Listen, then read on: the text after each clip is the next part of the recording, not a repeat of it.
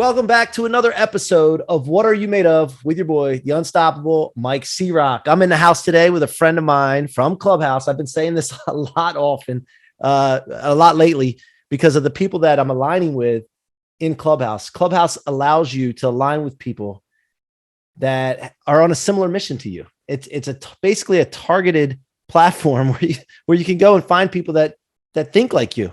And that's who you want to hang out with anyway. So David Spisak is our guest today. He's the founder and CEO of Disruptive Growth Solutions, a boutique consulting and advisory firm. He created the industry's first retail automotive-focused think tank, developed and sold multiple software solutions, and serves as a trusted advisor to some of the industry's top dealers, groups, and tech companies. And also, I believe I've read somewhere before that you were on a board of directors for the 49ers at one point. That is true. 12 years. Yeah, I remember that. I remember seeing that. I'm a football fan, so not a 49er fan. I've had a few lives, C-Roc. Well, that happens. I guess you can be considered as a cat, maybe.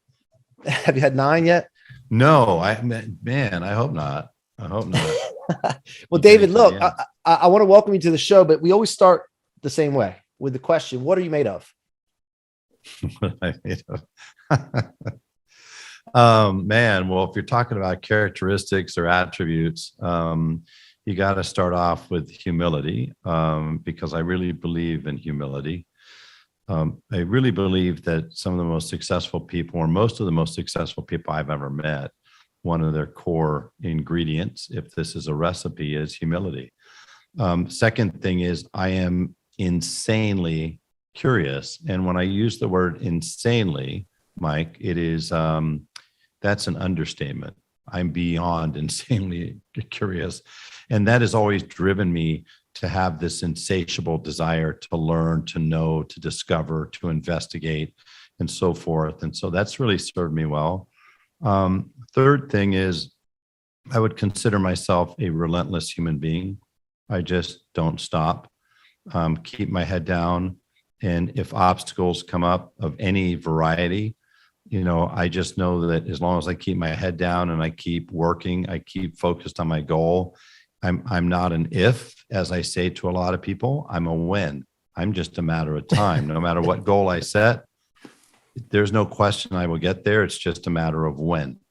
And so that would probably be the third main ingredient. And the last one I'd have to say I have to throw in there is I kind of have a wicked sense of humor. I was that kid in school. I didn't have a lot of things going for me when I was little. I had a very tough childhood, a very tough start in life. And beyond that, I was always like the runt of the litter in every class. I was that guy. I was barely 5 feet tall on my tiptoes when I was a freshman in high school. I was under 100 pounds. And yes, there's more. I had an eye patch. So I looked like a 5 foot tall pirate. And oh wait, it gets better, bro. I was also a member of the chess club. So I mean, I was like a lady magnet. Save some for the rest of us. So I love that when they say that. But those things forged me. So in that period of time, I grew up to where, by the grace of God, he gave me a sense of humor, and I've got one wicked sense of humor, and I've used it my whole life. I used it to help me get past some hard times. I've used it in business and entrepreneurship. I've used it in leadership with people. And I even used it to become a professional comedian, which a lot of people don't know. I was a professional comedian for some time, and I had a great time. It just wasn't a great way to be a dad, for me anyways. Yeah. So, wow, I didn't know all that about you. And that's why I bring people on this show. There's more, Mike. Wow. There's so much more. Oh, I'll give you one. Keep it coming. Nobody keep knows. It flowing. I'll give you one nobody knows. The people that work for me don't even know this. So the show Wheel of Fortune. Yeah. Okay. So Pat Sajak had the genius idea back when there was, Johnny Carson's show, Jay Leno, and Arsenio Hall had received a show. And this dude actually thought that he was so popular that he could go up against Arsenio and Jay Leno. And so he started, look it up, guys, on Wikipedia or Google. He started, they created a show for him, the Pat Sajak Show. I don't think it lasted one season. I remember that. It was a complete bomb. Well, guess what? That created a void where somebody had to take Pat Sajak's place. And so I actually was one of the finalists back then for Pat Sajak's position. I lost to a dude named Rolf Benershka, who used to be a field goal kicker for the Chargers. And I just remember he was known for a couple things. He was a great kicker, but he was known for somebody who overcame adversity. He had to wear one of those bags for, I don't know, he had some kind of an internal issue. So anyways, Wow. I lost to Rolf, and I was a little bummed out about that. But about 3 months later, Rolf was out of a job because Pat got blown out of the late night circuit, and he went back to what he knows and what he's done phenomenally well since then, A Wheel of Fortune. So boom, there's something for you. Wow, man. That's never come out on any podcast. Wow, that's awesome, man. And something about you that it fits Clubhouse well is your cadence, your tone. And it also reminds me, when you just said something about relentlessness, the way you talk and speak, it's not like you need to hurry up and get there. You know you're going to get there. And there's some sense of patience in you. Now, have you recognized that you're a patient person overall, or are you a more impatient person? Because by the way you speak, it's, I'm going there. You can get in my way or try to get in my way, and you just stay in your cadence. And it's one thing I really am aware of people and pay attention to the way people speak. And do you feel like you're a patient person overall, or? That's an interesting question, and nobody's really asked me that before. My wife considers me a patient person. I would say this: I have, in my entire life, I've always worked like I will not have tomorrow. I have this just incredible, maybe unreasonable amount of urgency about me, and I always want to get things done now, do it now, do it now, do it now. I am that guy. But with that being said, as somebody who has devoted most of his life to working with people, training people, trying to uplift people, coach people, mentor people, you really can't be effective at that if you don't have, I guess, some degree of patience. So I guess I can't be surprised if you were to assess that. And I would certainly say, for the most part, in fact, I've had several people tell me, they've asked me, do you ever get mad? The answer, spoiler alert, is yes. I get mad, man. I get mad, but I tend to internalize it. I also tend to sit on it for a minute. What I don't do is I don't like to react in the state of mad or anger. So I do get mad. I get frustrated. I've been disappointed more times than I can count. But, I wait for the moment. I sit in it, and I don't want it to own me. I've got to own it. So I guess in that sense, yeah, I probably have some degree of patience in me. So it doesn't come through with the way you talk that you have a sense of urgency, but I know to be successful and to have the accomplishments that you've had, there's definitely urgency built in. So I think that's a talent, that to be able to speak and share without people sensing that. So I think it's pretty awesome. So humility, how about humility? Has that always been something that you had, or is it something that you've developed over the years? I think it's both. When you get born in tough circumstances, I was sharing something with somebody the other day, and I know this will resonate with you. You ever notice that when people have something that's really exciting in their mind, something that happened, something that's great, man, they call everybody. You don't have to look for that person. They're always looking for you. They're looking to talk to anybody to tell them, this is great, this happened, that happened, I bought this, I'm going here. And you could tell when people are going through tough times, they disappear. They get tired of telling the story about disappointment. They get tired of telling the story about rejection, about the fact that somebody left them, somebody cheated on them, somebody hung them out to dry. It's exhausting. It's fatiguing. The thing is that when I was young, the only thing I could have bragged about is I had, great brothers and sisters, and I had the best mom anybody could ever dream up. And that was, to mitigate, to make up for the fact that everything else was just bad when it came to my father's side, was just bad on bad on bad. So I certainly came into this world with humility because my mother's full of humility. But I really do believe, Mike, that over the years, over the last 62 years I've been on this earth, that I certainly have come to appreciate humility in other people more and more. And the people I hang out with have attributes that I want to possess. And this is really important. A lot of people they presume that you should hang out with people that are more powerful than you, that are richer than you, that are smarter than you. And that's a grave error in my humble opinion, because I've never been around any people. I'm sitting in front of two people right now on my team. I learn from them every day. And so I have great humility when I'm around them, because they are the two smartest people in the room. I'm the dumbest dude in the room when it comes to what they do. They're brilliant. So yeah, I love humility in other people, and it's always made me want to do what I can to do a better job of being humble myself. So take me back to when you were a kid. Where'd you grow up and what was it like? I grew up in San Francisco, California. I'm a Polexican, Mike. Being a Polexican is the byproduct of not having technology in the 50s. We didn't have Tinder. We didn't have Match.com. We didn't have eHarmony. People just kind of bumped into people and they kind of paired up. And so I'm Polish and Mexican, and I was born in San Francisco, California. I was born in what's referred to as the Mission District. It's the Latino area.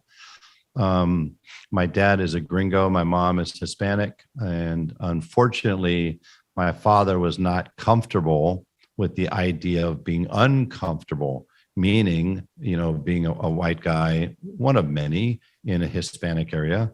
And so he insisted on us relocating down to the burbs. It's called San Mateo, California. And so we moved into a little home.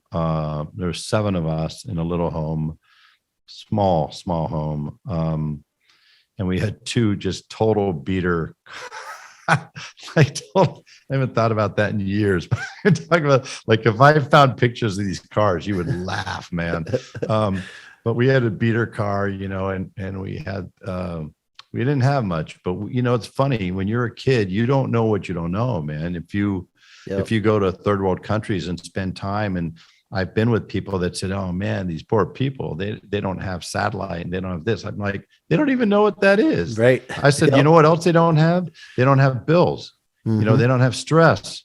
Every day they go out and they see the sun, and there's a dirt field, and they go play, soccer or football, and it's all good. So, I grew up in very humble circumstances. Life was very hard back then. My father was the king of the narcissist. He was brutal. He was manipulative. He was my introduction to terrorism, and domestic violence, and just emotional terror and psychological, and he just thrived on it. And so it was a very hard household for all of us kids, really hard. But my mom, like I said, was the antithesis. She was literally an angel on this earth, and she just had this quiet, 5 feet tall, and she had this quiet confidence, this quiet conviction. And, long story boring, the best thing that ever happened with respect to my father is he sat all 5 of us down one time in his bedroom. We all sat on the bed and peered up at him. He was that, big presence, dominant, big physical presence. And he looked down on us and he just simply said, yeah, I just wanted to let you guys know that I'm leaving you because you're cramping my style. That was his exact words. You're cramping my style. Wow. Turns out that marriage was negatively impacting his dating life, and his social life, and anything else he wanted to do. And he just saw us as 6 boat anchors. And so that was the end of that. My brother, sister, and I were born boom, boom, boom, 3 years essentially in a row. And then there was a break for good behavior for my mom, and then we had my sister and then my brothers. So the youngest one of us was born in 68, the oldest in 56. And so, and for the most part, we were always close, and my mom kind of made that way. But, it was just tough circumstances. Was not easy. I got bused to the 90210 kind of high school. It's called at Hillsborough, which is the wealthiest area in Northern California at the time. And you knew what you weren't, man. You knew every day, you knew what you didn't have. So, that, my size, my eye, it's just a myriad of conditions that made my youth not exactly easy. But with that being said, for some reason, I had this irrational optimism back then. For some reason, when the phone rang, I thought it was going to be good news. I thought when I went to the mailbox, somebody was going to mail us money every day. I don't know why. I just got this optimism from my mom, and I think from my faith. And that, coupled with, a decent personality and a wicked sense of humor, helped me get through high school with some good friends and taught me a lot of good things that I learned in life. I went from there. College wasn't an option for us, for me. And so I was kind of just, I had 3 different jobs, 2 of them in sales, but I was getting in trouble at night, partying and just, being a bit of too much shenanigans. And so one day I pulled myself up by my collar and drove myself across the bay, and I signed up to go into the military, and I joined the Navy, which was an interesting experience. I got a lot out of it, but for somebody with my combination, my DNA, for what I'm made of, it's not the easiest place to be. But I'm thankful for it. It turned out to be an amazing blessing. And from there I got out, and within a year of getting out, within a year of getting out, I was engaged. Within a year and a half, I had a baby daughter. 4 years later, a son, Elise and Trey, nicest humans you could ever meet. Unfortunately, that relationship didn't work out. No harm, no foul, no War of the Roses kind of battle with 2 attorneys. We had a very easy, like the nicest divorce anybody can imagine. I even got, like, one of my favorite Hallmark cards I've ever gotten was a 2-page card handwritten by my ex-wife telling me what a tremendously nice husband I was. And she handed that to me when our divorce was final. So it was a nice thing. I thought it was a nice sentiment. We've been friends ever since. And I really had no plans to remarry at that point. But then along came love. Along came my dear wife. I had a first wife, and I'm now on my last wife. She is the quintessential great partner. My first wife was a good mama and a good person, a good human. But this one, my wife, Hania, is just an incredible fit. She's a great partner, a great mom, phenomenal family, friends, humble, great sense of humor, wickedly smart. She's just a very talented, badass physician, hospital-based physician. And I've been very blessed to now have Fatherhood 2.0, which includes a 7-year-old son named Jackson and a 5-year-old named Jagger. Yeah, that's right. I remember you talking about younger kids, and I'm like, wow, my kids are 15 and 9. Listen, bro, I took off a good 27 years. So I got in some rest. I rested up.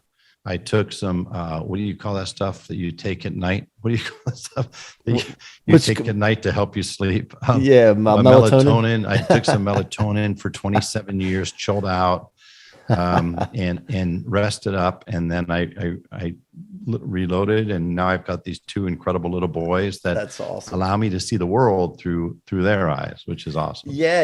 I remember my kids are 5 or 6 years apart, And I remember going back to the second one when we had to go through the nighttime thing again, and that was like so difficult to go back into that. So I can't imagine the stretch that you had with that, man. So let me ask you.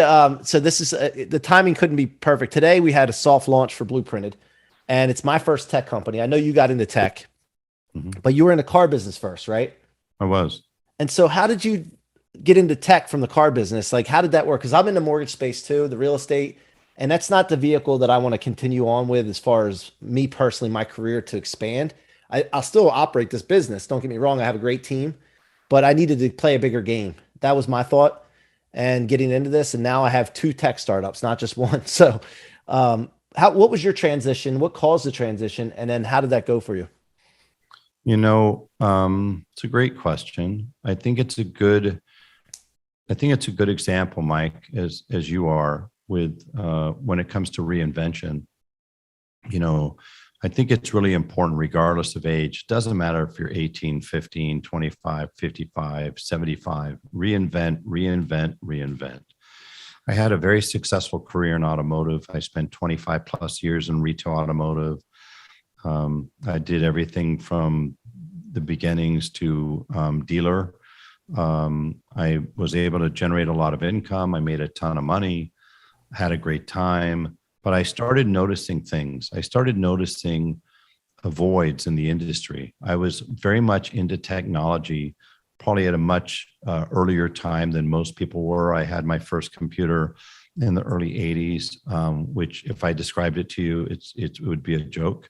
But I just became fascinated with technology, with computers, and with potential that you could have using technology. So, I started getting into data big time. By the way, I haven't told you is, that because I couldn't go to college, when I got out of college, when I got out of the Navy, my first job required me to drive about 50,000 miles a year. I didn't listen to music, Mike. I had a bit of a chip on my shoulder that I didn't get to have a college education. So I went out and found college courses on cassette, and I just played college courses on cassette nonstop, from college skills vocabulary to statistics to psychology, human behavior, behavioral dynamics, you name it. I listened and I studied. I relentlessly studied. And I wanted to be able to face up and go head to head or conversationally head to head with anybody, regardless of their background or education. That's what drove me. So if you fast forward, one of those things was tech. And so I noticed in the car business, even though I was having a great time, I was making a ton of money, there were some real opportunities that were not being filled in terms of technology. And so in 2007, myself and my partner started working on a project to bring big data to retail automotive. It hadn't been done before. And I had been studying data in automotive for at least 10 years before then. So we created a company in January of 2008 called Reverse Risk, built out our first product. By the end of 2009, I had a whopping 8 clients. 8 clients. And by the way, Mike, there's 2 times in my life where I was making a ton of money and I walked out. I left. I pulled a Dave Chappelle. With no other income source? Yeah, no other income source. First time I was 27. I had 2 kids. I had 1 kid, one on the way at 26. I was making 150 grand a year, and I wanted to be a public speaker. I felt like that's what I'm supposed to do. I'm supposed to be a public speaker and a trainer. And I had the opportunity to do some work with Brian Tracy and to start a coaching company. And I had 3 months, not quite 3 months of savings in the bank, 3 months, enough to cover bills for 3 months. And I walked out. No health insurance, done. I kept Cobra, done. That was it. And it was a big, bold move. It was dangerous, but it worked out. And it ended up leading me to ultimately to the opportunity to ultimately become the dealer at Smythe, Mercedes-Benz, Volvo, where, I went from making 150 to making 0, to then getting back up over the 150, to taking a job a few years later with this Mercedes store, making about the same 175, but within 2 years, doubling that to 340. And then within a few years after that, I was the dealer principal, and operator and president, and I was making well over 7 figures, right? This kid with no college degree, the Polexican. And by the way, my high school advisor had said, don't even bother with college. You're not going to amount to anything. Anyways, so always wanted to track that lady down, but I let it go. Clearly I've let it go. So anyways, I did this tech startup. I walked out from a 7-figure job. And for the next 2 years, Mike, I made roughly $0, 2 kids in private school, and I made $0. And people will think again, you were crazy. Well, was I? That turned into a company, that is a 9-figure company. So was I crazy? Well, let me ask you a question on that point, because I'm in the mortgage space. I'm not going to walk away from mortgages right now. I have 30 employees. To me, they're my like purpose when I get up in the morning to help and guide and elevate them. And I use that money obviously to support my family and everything as we're doing the tech startup. But it has crossed my mind before, and I'm being just transparent with you. I'm sure I haven't told my team that, like, what if I just said, you know what, man, I've done the mortgage thing for 20 some years. I just go all in. Alexander the Great, baby. I don't know that that's the responsible thing for the family. I don't, that's what, crosses my mind. So that's the tough thing. And everybody has to measure their level of their threshold, for pain, for risk, for adversity. I will say this, and I give my ex-wife a lot of credit. When I wanted to do that, I literally went home from work one night and I said, listen, I really need to do this. And I'd been talking about it for a while. I need to do this. And I have no intention on failing. But if things went wrong, if everything went off the rails, if we lose our house, we lose everything, are we cool? And she said, yes. And I said, I remember done. you saying this. Yeah, I remember this story. And I went and I quit off of that. The second time, I was on my own.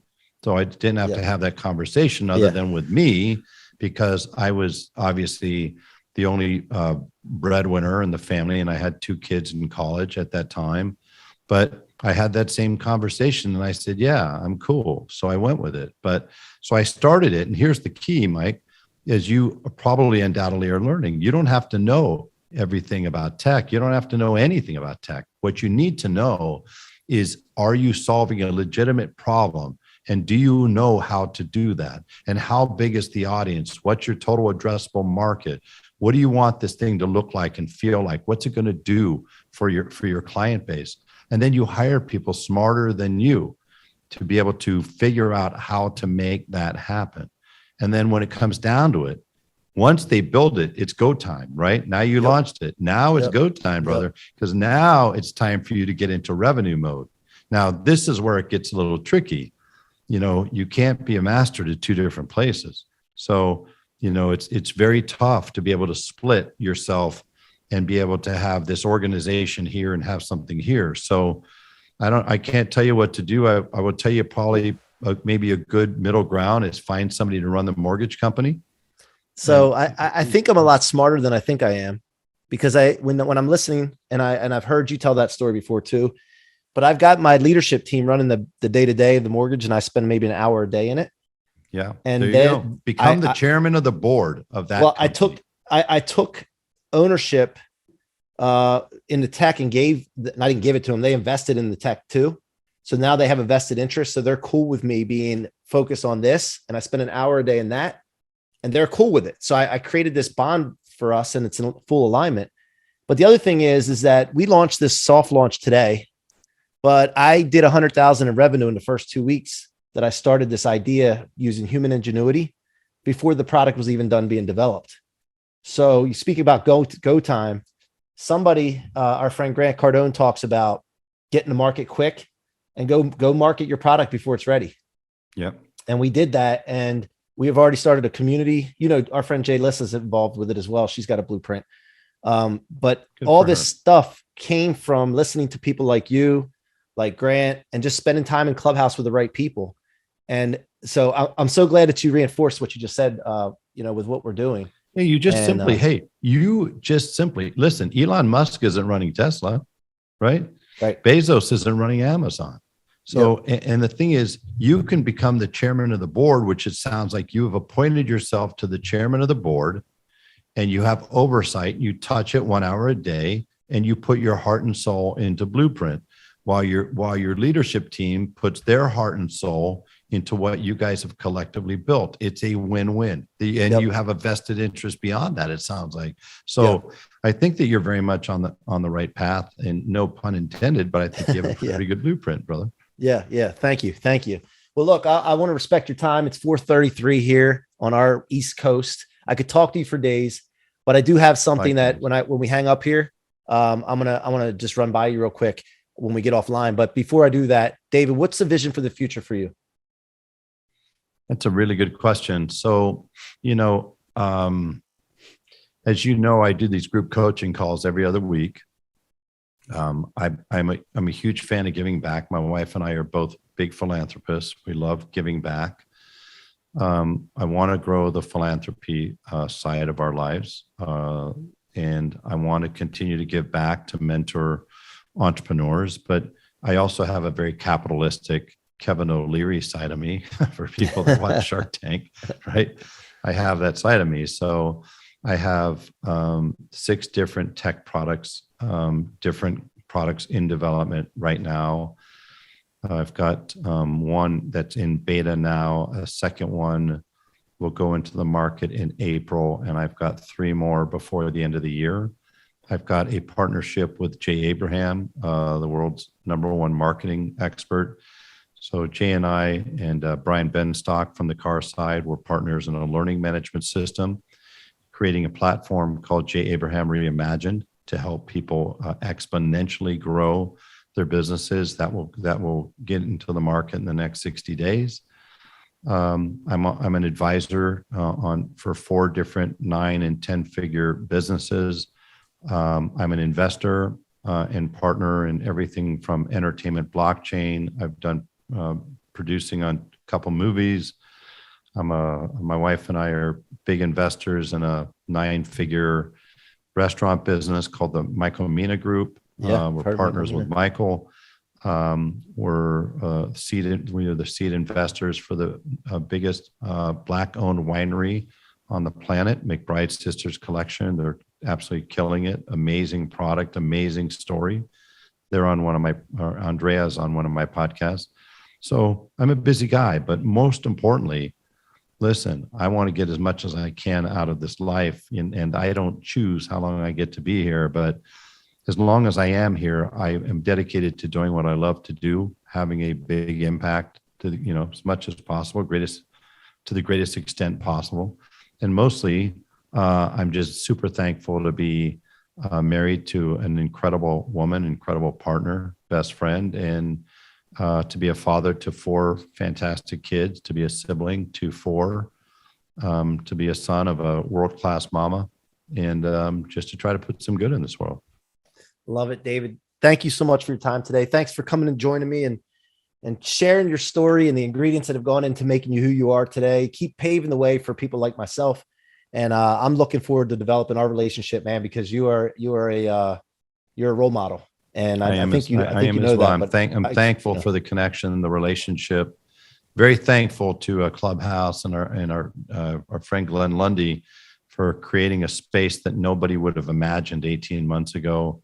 Yeah. But that has created the unimaginable in so many ways since then. So I'm thankful, Mike. Look forward to staying connected. Wishing you all the best with Blueprint and continued success with your mortgage business. Best to you and your family. Thank you so much, David. And thank you guys for being here, listening, paying attention, keep coming back. Thank you for the support. If you want to watch these, you can watch these on YouTube at Mike C-Roc Ciorrocco, or subscribe to your favorite podcast platform. Until next time, be unstoppable.